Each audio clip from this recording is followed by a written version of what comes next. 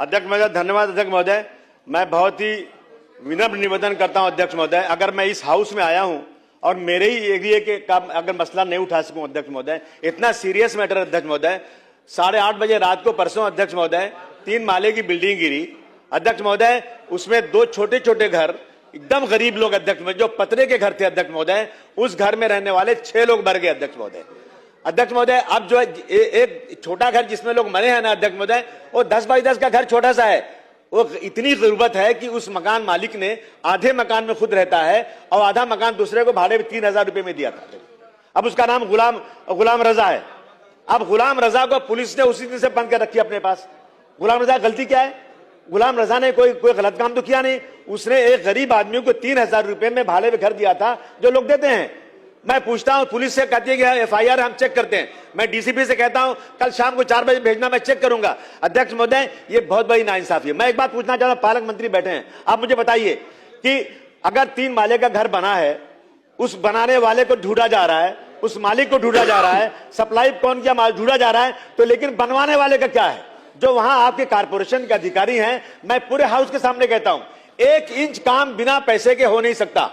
अगर चाहे करप्शन खत्म हो जाए ना, तो एक भी झोपड़ा बन नहीं सकता, बिना पैसा दिए एक बनता नहीं है। लेकिन आप उनको बुलाते नहीं हो, आप उसको बुलाते हो जिसने घर बनाया। मेरी डिमांड है सर कि आप अगर फुंसी हो गई ना, मरहम लगा दें, ठीक नहीं होगी, आपको पूरा उसका इलाज करना पड़ेगा।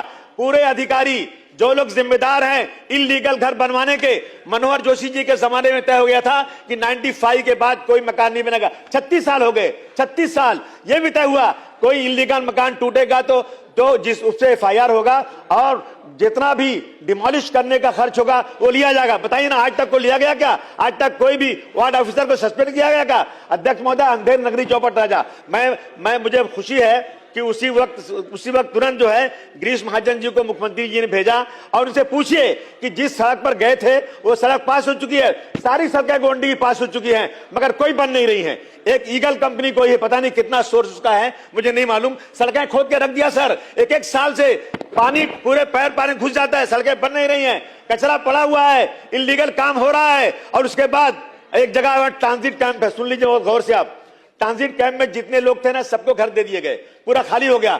वहां के कुछ लोग उस ट्रांजिट कैंप को रजिस्टर करके स्टैम्प पेपर पर बेच रहे हैं।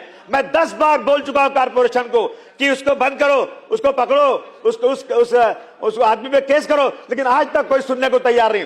अब कोई इनोसेंट बायर खरीदेगा उसको, उसका घर बनेगा, आप उसको तोड़ोगे, पहले क्यों नहीं बंद करते हो? ये बहुत जबरदस्त तरीके से अध्यक्ष महोदय, आप एक मीटिंग बुलाइए अध्यक्ष महोदय, वार्ड ऑफिसर की एक मीटिंग बुलाइए, DMC की, और इन चीजों पर रोक लगाइए। ये मुंबई शहर है, ये बाहर नहीं है, मुंबई शहर में हालत है।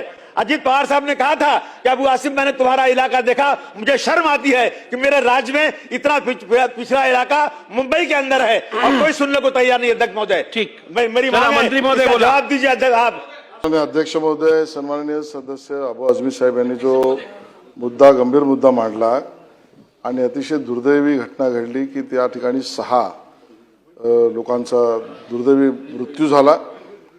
2 विषय त्यांनी मांडले की जिथे ज्याने घर भाड्यावर दिलं आणि भाड्यावर दिलेल्या घरात राहणाऱ्यांचा मृत्यू झाला, तर ज्याने घर भाड्यावर दिलं त्याचा दोष नाही असं त्यांनी मांडलं आणि त्यालाही पोलिसांनी चौकशीसाठी ठेवलंय, त्याची माहिती घेतली जाईल।